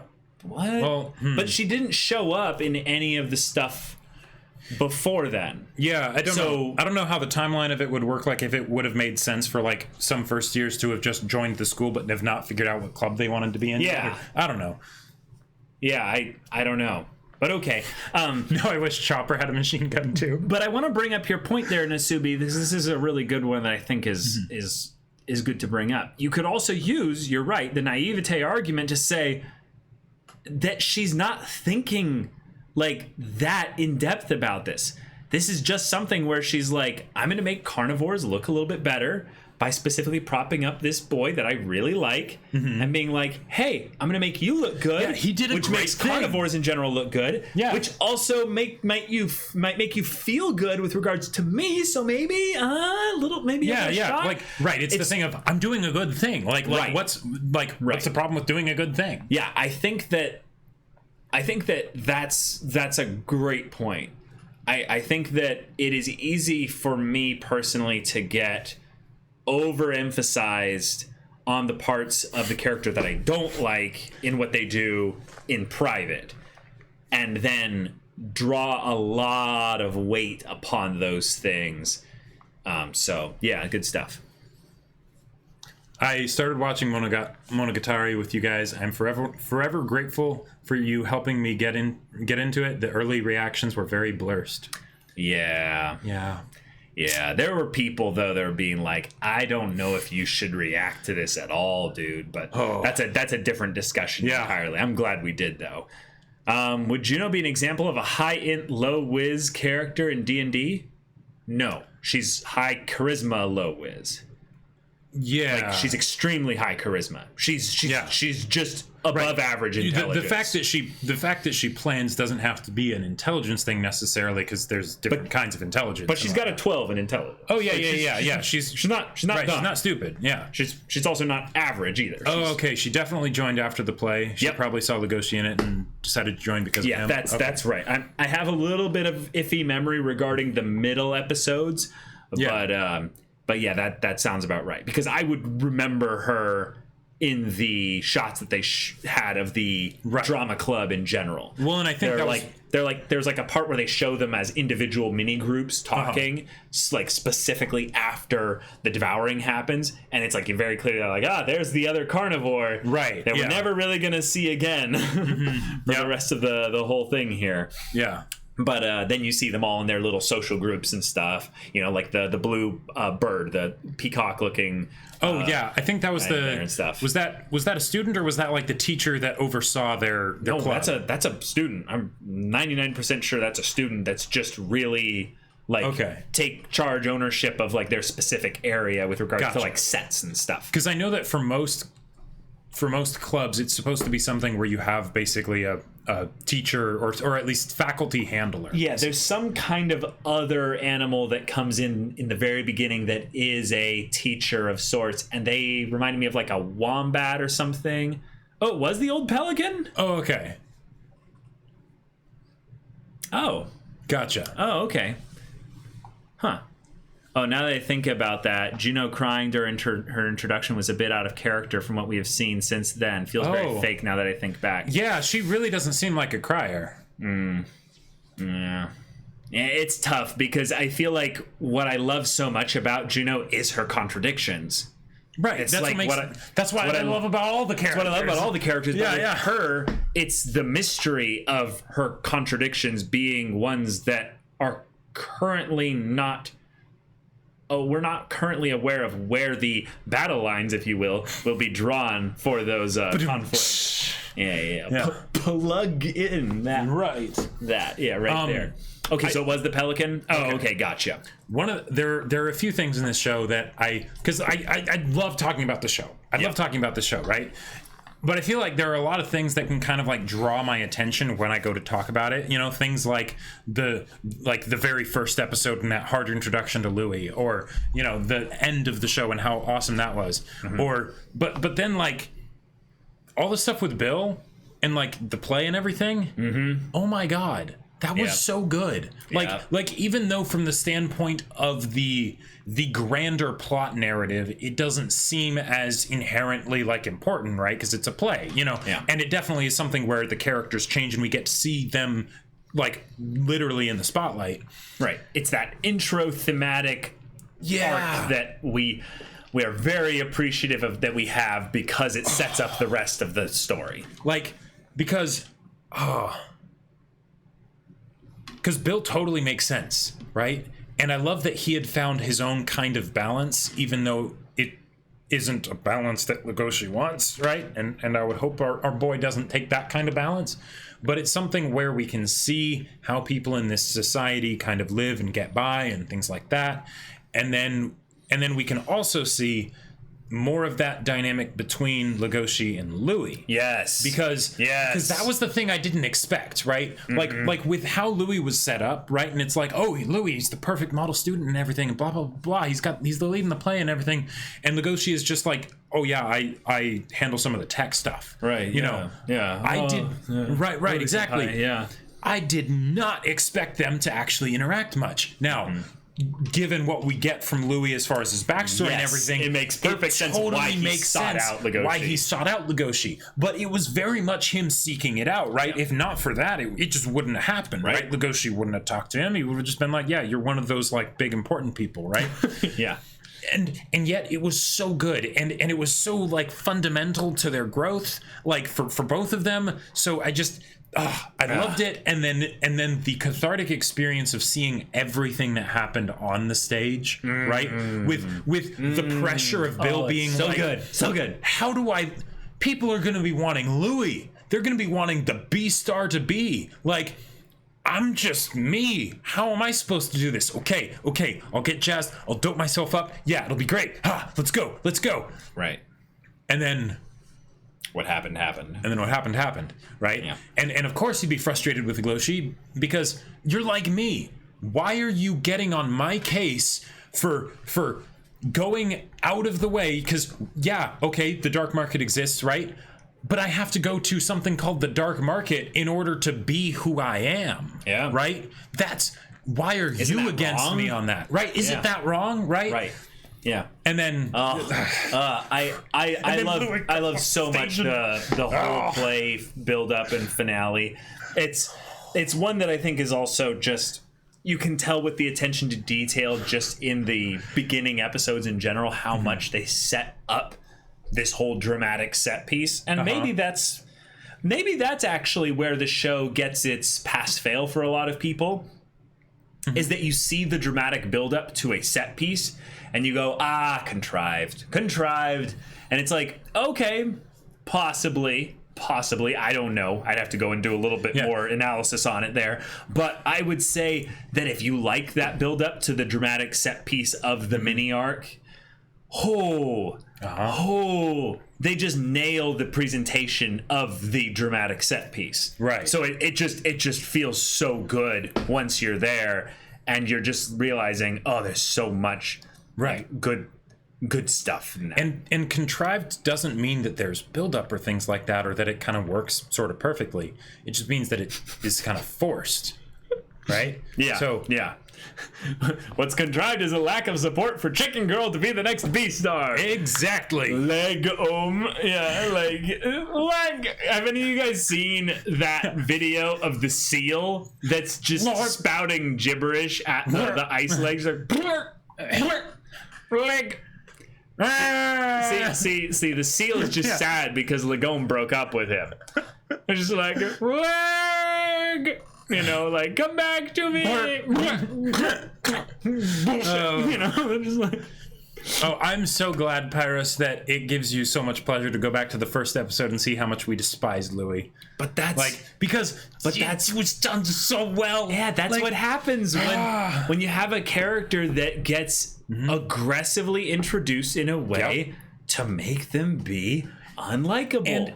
And I think that what's great is that if you don't like metagame it, because I think that's just how immersed we were so quickly, as we were like, show, come on. What the? We were angry on like Legoshi's like behalf. We're like, hey, you stand up for yourselves, buddy. This guy's taking advantage of you. And a steak knife. I'm gonna throw hands here. All right, start up the grill. And we just could not pull ourselves out and see the meta of what was going on there because you're so in the story. And what I love about it is that it's so inherently and closely tied to the themes of the show that not only does it make you hate the character, because hating a character and like for like comeuppance and all of that stuff and that can be real good, right? But when this show makes you hate that character, and then it makes you see, how dare you hate that character without looking, taking time to look closer and see if there's anything more to it. They're a person too. Yeah. I I think the best way that they also achieved this is just by doing it rather quickly. One of the things that's really iffy about this style of introduction for a character is when you just take too long to humanize them. Yeah. Because if you too little, too late kind of a thing. If you did this, but Louis got his backstory and a lot of his extra kind of thematic deep dive into who he is from, all those extra perspective little moments and stuff. 20 episodes into the show, I don't think as many people would like him. And one of the things that I love is that the way they first did it, the way they started it, was something subtle, right? Or not subtle, but it was small. It was that the person was on the stage and they went to fall off and he went to cut them. He put himself in the way, and if I recall correctly, I might be wrong, but it wasn't shown. It was just a thing of where there was another person freaking out, I believe, and they were like, Louis got hurt and all that. No. It was really quick, but they showed the person start to fall. Oh, you're right. Yeah. You're right. Yeah. I don't remember if they were a carnivore or not. No, it wasn't. It was the guy that nearly got devoured. No, that's not right. That's not right. I want to go back. I want to rewatch the show and all that stuff. But because that was Tem, I believe. It was a goat. It was a goat. So it was someone that looked kind of similar. Okay. Right? Oh no, that's right. It was the goat that he was chewing out and being like, "Did you just eat the paper? Yeah, did you eat the paper? Is that all that goats are good for?" Right, exactly. Yeah. The person that he was being an absolute dick to. Then he's like, "Oh, they're about to get hurt." Right. And he puts himself in harm's way and gets hurt and gets injured, right? And it has big consequences, right? Yeah. That was something where it wasn't so starkly different where it's like, I can't believe it because I'm like, no, he's an asshole. There's no way he'd do that. What's this? This is bad character writing. We just go, he's so utilitarian for the purpose of the play, which serves him, that it's okay. But then we realize, oh, no, it wasn't. It's not that at all. Right. And then it's like, oh, dang. Okay. That's it gives us a bit of pause. It cools off our jets of like, kill him, to be like, okay, or just stay away from Legoshi, our precious boy. Yeah, stay away from Legoshi, and then keep Jack near Legoshi. Exactly. Yeah, and Jack can be all wax on, wax off from any kind of abusive relationship near Legoshi. Do it. We haven't even talked about Jack yet. I'm ready Jack is amazing. I'm ready to. But then from there, then all the other stuff is able to be given to us, and then we're like. Oh, damn it. Yeah. Damn it. Yeah. Okay. All right. Shit. Like, okay. So, I have some things to say. Legoshi is a character that we get a lot of internal perspective on here. But one of the things that I very much like in anime, because it's more of just it has nothing to do with it being something regarding the writing or anything like that. It just warms my heart. It just warms my heart a little bit.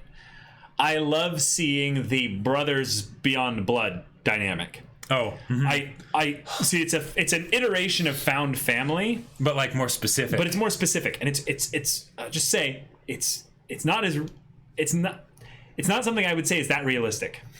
Oh, it's something that's actually kind of hard to find that good in real life. Yeah. Maybe it is for some people. But I think the biggest thing about this specifically is that you get to see a character who probably by the rules of convenience, they share a room together, that.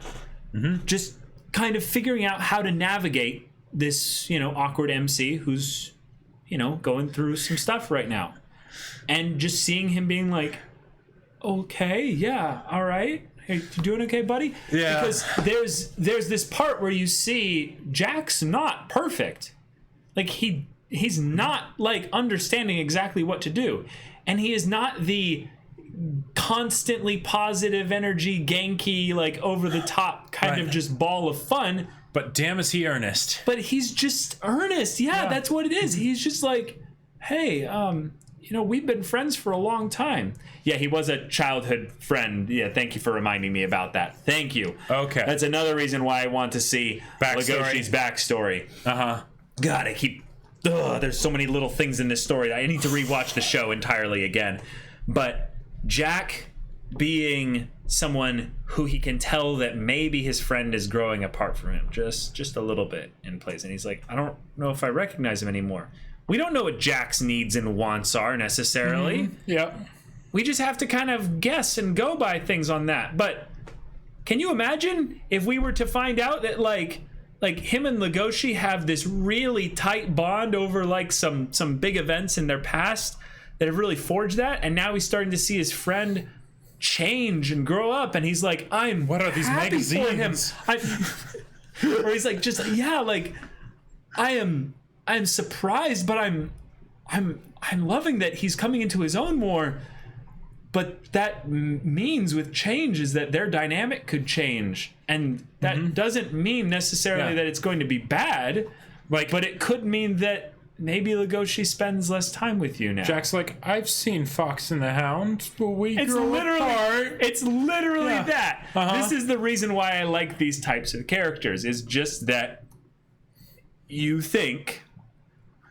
What's the meme? I've only had Jack for a day. If anything happened to them, I would kill everyone in this room. And then myself. Yeah, like, it's literally that meme, but for this character. And then the fact that they did such adorable things with the animation for Jack at so many little moments. It was just like, I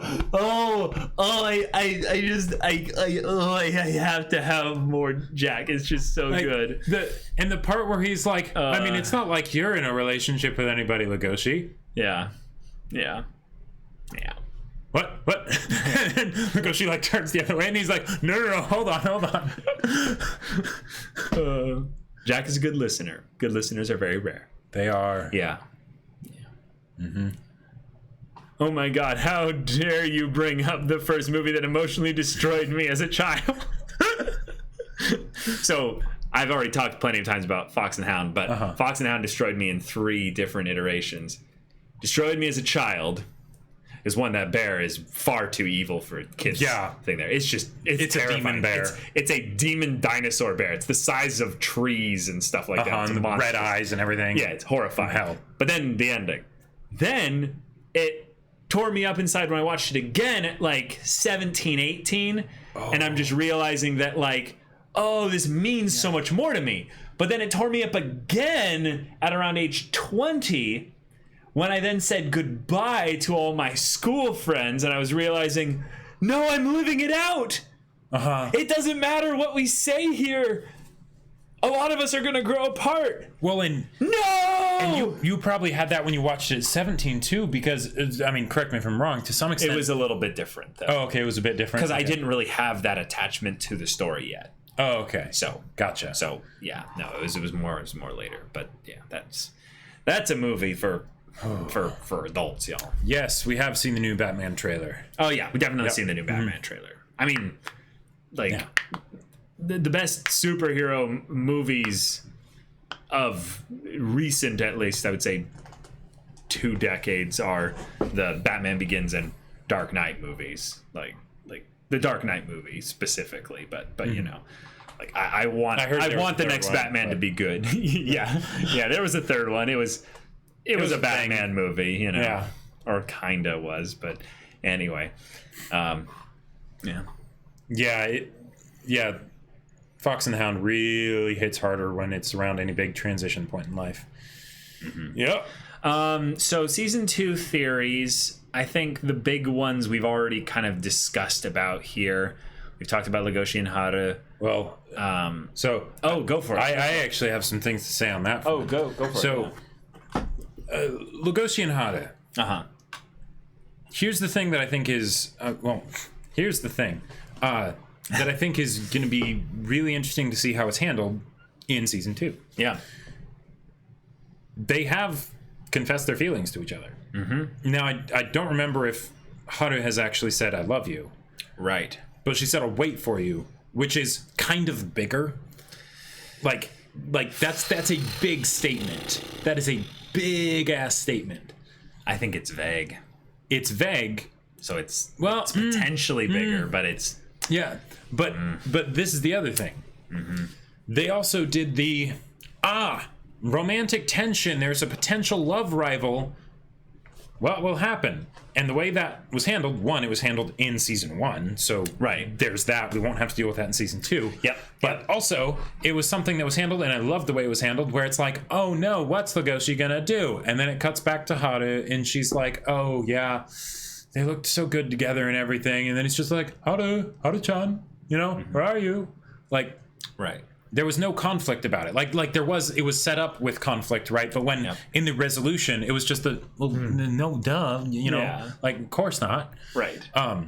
So that makes me think that with season 2, we can hopefully, I mean, I could be wrong, but I think we'll get into a lot more relational type stuff with Legoshi and Hada. In ways that isn't normally delved into in not just anime, but in shows in general, because usually after the initial banter happens and all that stuff, and then it's like, oh, well, where's the tension, right?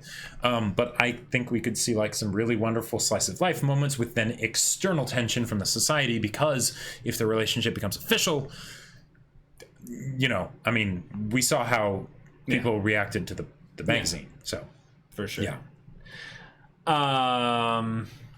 Season 2 will definitely go into the murder mystery thing. We've already kind of that was discussed made very clear at the end of the last episode. A little bit in the discussion of the final episode. There, we have some theories. Yes, but I would say, if anything, to discuss that a little bit more here. For those of you that have already heard our theories regarding how this character will tie into the themes of suppression, with regarding the drugs that he was taking, being something that could be. Yeah, one of a couple different angles. I feel like the angles that we discussed there are pretty cool. But the one that I would see being important is then to not make it about the mystery, not make it about, for us, the audience, a mystery. To the characters in the show, sure. But to us, we might have already figured it out. So my thing is that. When you then go into this character, really have it be about their character being shown things from their perspective. Like, give them a full, proper characterization, focus, section of the story, and then show them growing, or at the very least show how they've had to change, adjust, or just do stuff in general, given the fact that they killed someone. Right. I want to see... They're a kid. Yeah, well, like that, close to being an adult, but right. Yeah. But that's something that will definitely have an effect on someone. And given the fact that all the characters we've introduced up till this point, and I'm including Juno since she's very quickly rising to like core character, and season 2 will probably finish that transition. Let's have it be as complicated as possible. Let's see how it's not so straight cut, right, with this guy. Yeah. Okay, he ate someone. He is also taking some pills now. Why? What do they do? Well, yeah, the whole now thing is tied into one of the theories that we had, is that it's It's not necessarily a now thing. Right. But there's all sorts of details that they can get into there, and if this character does become one of the core characters, then there's just so many ways that they could be developed, and the way that their character could sort of take form, that would have them be as closely tied to the main themes and conflicts in an overarching sense for this story as the other characters, as the other core characters. So I'm really excited to see that happen. Same. I would love to see a big pharma world building angle. Just tease it a little bit. Because you can suppress your predator instincts with just this one easy pill. One easy pill. But the thing that I would love to see is corruption, specifically as to why they haven't caught the killer yet. Sure. So here's a prediction that I have that just kind of came off the top of my head just thinking here. Because one of the theories I had was that this predator was taking pills specifically to curb his aggression. let's just say at some point, he ended up not being able to take his pill, or just ended up acting out despite the pill supposed to be working. Sure. Because it's instinct. Can't completely override that. There's a thematic reason for it, but yeah, whatever. Right. But also there's the whole thing of, selling drugs that are more making customers than actually helping people. Yeah, and then there's... I was just going to say, then what they could do is have it be a thing of where, this person ends up going back to them and is like angry. It's like, this worked. Like this didn't work.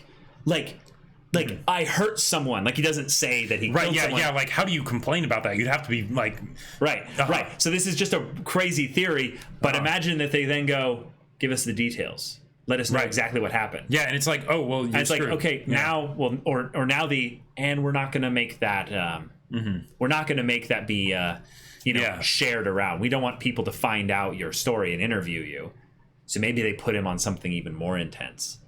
So then when, in the end here, when he's got the drugs and stuff and he pops them, and Lugosi's like, why are you, like, was he giggling or something? Something like that. Yeah. Didn't Lugosi ask, he was like, why are you, like, laughing or chuckling or something? What's so funny? Or, what's so funny or something like that? What if it's something that's so intense that he's just loopy? He's just a little loopy during this whole thing. Well, and if it doesn't work, like if it ends up not working, then that's perfect because it's just dangerous. Well, sure. Because for the same reasons that it was important that Lugosi said she's my prey. Yeah. In that episode, right? Because then it actually has to be a decision. If there's no internal conflict about it, if it's just you take a pill and it works and that's it, then you don't grow from that, right? Which is less interesting to see in a story. So if they're getting focused, then that probably means that it's going to be about that time when they start needing to make conscious decisions about what happens. So yeah, that's my thing on that. But yeah, they're definitely going to go into it a little bit, but it's just the question of which characters in the story have the biggest reason to get into it.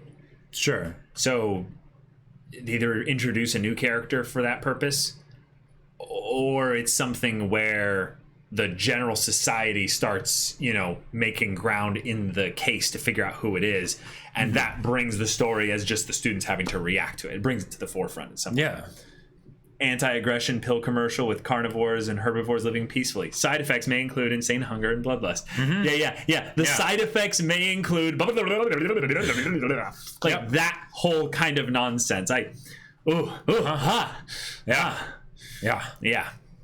I see Haru and Lugosi not working out because the only thing that makes them coming together for me meaningful to me is the rivers that must be crossed. Don't really know how compatible they are, although this could just be a bad take. I mean, a lot of the things... We'll see, I guess. Yeah, we'll see. Like, a lot of the things that brought them together in this season were circumstantial. Like they were outside things that caused stuff to happen, right? Lugosi almost fed on her. Haru was kidnapped and Lugosi saved her, right? Right. Those kinds of things that have not forced this to happen, but sort of given the springboards and the opportunity for this stuff to happen, which is, again, why I'm really excited to see what happens when they hopefully don't have as much of that stuff happening because in the second season, because they're already kind of together-ish. Right. Yeah. Oh, man. Guys, I just am really excited for season 2, particularly just because this world is just on the edge of going into the like Lost level for me. Okay. Where it's like it's not the big territory. It's not the mystery, it's the potential ways that they can take it, Okay. And then the characters have enough promise of any, I would say, cast of characters I've seen in anime where within the first, few episodes or so, I have enough foundation for wherever they want to take me. But if they decide to make it bigger and they can still deliver on that, it has that feeling of where, so to draw a comparison a little bit in a completely weird way, Kaguya first season had a very specific dynamic with the characters that it was hitting, and the characters worked really well, but the characters weren't really what sold it for me. It was the flow of the actual, like, it was the loop of the story itself. Yeah. But when they then focused on the characters extra towards the end of season 1, that was when I was like, oh, this show is like really, really getting into some things that are important. So if they continue to focus on that, I'll be really excited. This show did all that in season 1 and then some. Yeah. Then basically said, oh, would you like the world to open up a little bit more? Would you like the scale of this to get a bit bigger? I'm not sure if I do, but at the same time, yes. Like, yeah. So guys, for those of you that have an entirely negative association with Lost, that's very high praise coming from this guy. Very high praise coming from me, because I still regard the first season, or the first few seasons, I would say, of Lost very highly because of what they were able to do with the characters, and yes, more the potential of where the story would go. So yeah. Bill, you're too self-centered during sex that I just fell empty. I had no idea what she was on about, but she had nice stripes on her ass. Yeah, that was a line. Yeah. Now thinking about that, I'm like, that couldn't be regarding anyone that... Oh, that like we know? know? I don't think so. No. Is there a zebra? I mean, hey, I suppose it's possible. That it is possible that the killer potentially, just because their silhouette was big, if they're a carnivore, they could easily be a female. Wait, what are you talking about? Oh, I just had this crazy idea of like what other you just lost me there. What other like carnivores that could potentially be striped? Although I think that one that we did see that. Well, anyways, but if we get other striped carnivores, or it doesn't have to be a carnivore. No, it could just be a striped other animal. Anyways, point is, yeah. Sorry, I just didn't follow you there. Okay. Yeah, I don't really have much thoughts regarding that line. It seems very much like the characterizing Bill quickly. The characterizing of Bill of just being like, hey, someone that's lacking a little bit of self-awareness, a little bit selfish, and it comes out in his sex line. Yeah. Oh, that's true. There was the cheetah who was secretly a dominatrix. That's right. Yeah. Oh. That's true. Yeah. But okay. Guys, Beastars is great. Yeah. Like, yeah. Go watch it, Centipede Senpai, if you're still here. Yes, you are still here. Go watch it. Yeah. And everyone else that has seen this, let's get more people to watch this show because it's wonderful. And there are so many people within just the anime community that won't watch it, I feel like, because of the, the furry angle and all that stuff. So we have work to do. We have work to do. Yeah. Indeed we do. It do be like that. So, y'all, hope to see you in some of our future streams. We do all our streams on weekdays, 3 p.m. Pacific time. Monday, Tuesday, Wednesday, Thursday, Friday. On Mondays and Tuesdays, we do our duo streams where we have our podcast on Mondays where we do discussions and stuff. On Tuesdays, we do our One Piece manga dramatic reading streams where we each do dramatic voices for all the characters. Last week was and like, insane. Crazy stuff is happening in One Piece right now. So like, this next volume, be there. It's going to be nuts. And then on Wednesdays and Fridays, I do my Dark Souls gaming streams where I'm having the time of my life right now. It is such a fun game. I'm absolutely in love with it. And then on Thursdays, Jacob's doing his gaming stream. Right, which is Portal 2. Oh, yeah. I had a really, really long stream last week that I ended up missing some important dialogue stuff that was passed along to me, so I'll go over that at the beginning of the next one and keep it shorter so that I don't get loopy, because that game is intense. Yes. Yeah. All right. Yes, Prime subs do get access to the Discord, but you have to make sure to renew it every month in order to maintain access. It's not a you sub once, you get access forever. Yep. It's a you sync your Twitch and your Discord accounts together if you're a sub of any kind, and you get access It'll just plop you into the server automatically. So check that out. Yes, I did kill a spider boss last stream. It was a pseudo spider. That's how I was able to justify it. Gotcha. But that being said, be sure to also check out Jacob's sci-fi novel that he wrote. That's exclamation right. BL in chat. Yep, the link is up there to Amazon in chat to where you can purchase it. It's pretty cool. It's a pretty cool book. Yeah, support local Local authors. local authors, right. or young authors that don't just slap New York best time seller on the thing to try and sell their book. If you want to see the kind of story that I would come up with, it's there. you It definitely has lots of found family. Fingelfin, I'm a Jew. Are you kidding me? Yeah, I mean, hands down. Yeah, Hands down. Yeah. Glorfindel's cool, but Fingelfin all the way. Yeah. Yep. But we'll see you all. I can't speak right now. We'll see you all in the next stream. But until then, we're Semblance of Sanity. I'm Caleb. I'm Jacob. And we'll see you all next time. Okay, would Beastars be more difficult to recommend than Kill la Kill? No, definitely Kill la Kill's not. way harder to recommend. Kill la Kill is way harder to recommend because the fact that you can take Beastars seriously, like you can take Kill la Kill seriously too, right? But that's a different way, right? But the fact that Beastars is a drama, like, inherently makes it easier. And also the fact that even though sex is a thing that is covered in that show, I would say that it's not fan servicey. Well, not only that, I would just say the art animation of Kill la Kill is something that is for anime fans. It's for fans definitely. of anime. Right. Yeah. If you don't like anime that much, Kill la Kill's probably not going to necessarily be for you. I still believe that maybe one day I'll be able to get my parents to watch Beastars. Oh, Beastars? Yeah. You totally could eventually get them. It might take a little while. We have corrupted them quite well with quite a few anime. We already got our dad to basically ship characters in a romantic comedy, but also get him to basically unintentionally claim a waifu in Steins Gate. Indeed. Yeah. And he's got decent taste too. He does. Yeah. But yeah.